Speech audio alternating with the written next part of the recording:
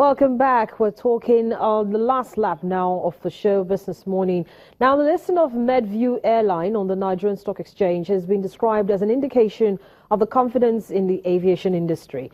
The Minister of State for Aviation, Mr. Sirika, said this while addressing journalists on development. But speaking on the volatility of the sector, Mr. Sirika suggests that a funding institution may be required to sustain the industry.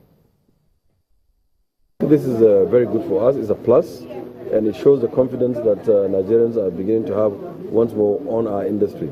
And we thank each and every one, and then other entrepreneurs that are doing business within the aviation sector or transportation in general would employ you to copy from Medview to get your acts together and ensure that going forward you're doing what is correct, what is right within the law, and then promoting your business in such a way that you'll provide needed service for development of our country in general. Aviation is critical, volatile, vibrant, oftentimes restive, if you ask me. But having said all of that, there is huge potentials and opportunity within the sector of aviation, especially when you look at tourism bit of it, and it connects also businesses and places and people.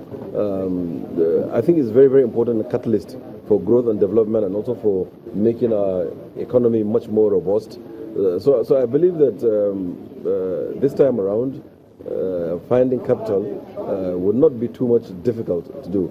And in our thinking also, in the other aspects of aviation, probably it would be good that government will encourage people to set up leasing companies, banks, and so on that are specific towards transportation and tourism, and that would expand the economy, and the numbers will be astronomical. I mean, people do not reflect on what we can achieve through tourism, and aviation is only connector to tourism market.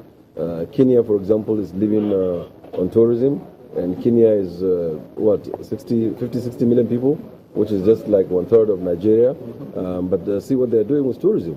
I mean, I know many countries on earth that are surviving and living do tourism, and then they get connected there by way of air transportation. So I think finding money is understanding the market. And understanding the market, this is one way to understand the market.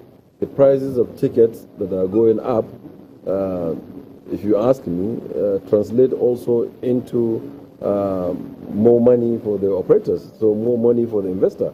But our intent as government is to create those policies that will push those prices down. And once those prices go down, then many more people can afford to travel, and then the number will increase and the profit will increase subsequently, from my own basic understanding of economics. As to the message to Nigerian people is to continue to believe in this government and believe in the transportation subsector of the economy.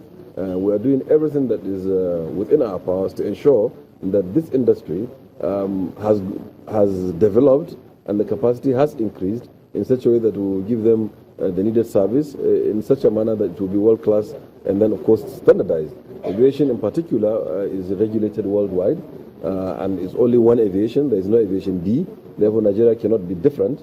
So what we're doing is to ensure that we align ourselves to provide service that is internationally recognized and accepted, and within those norms and principles. However, part of this, that's why we're trying to concession our airports to have them more robust, look like what it is outside there, and then also try to encourage the private sector and create that needed national carrier, also to put up maintenance, repair, and overhaul center, such that those businesses are kept in Nigeria, and so on and so forth. So what we're doing is that we're not after the aesthetics, but we're attacking the real issues that will catalyze and then also, of course, make the industry robust. Stock Exchange, Jais Bank will be there to list and, of course, present capital market stakeholders with facts behind the listing. And we're keeping an eye on that particular story. But that's it on today's edition of Business Morning. Thank you so much for watching. I'm Harriet Agbini. Have a profitable day and enjoy your weekend.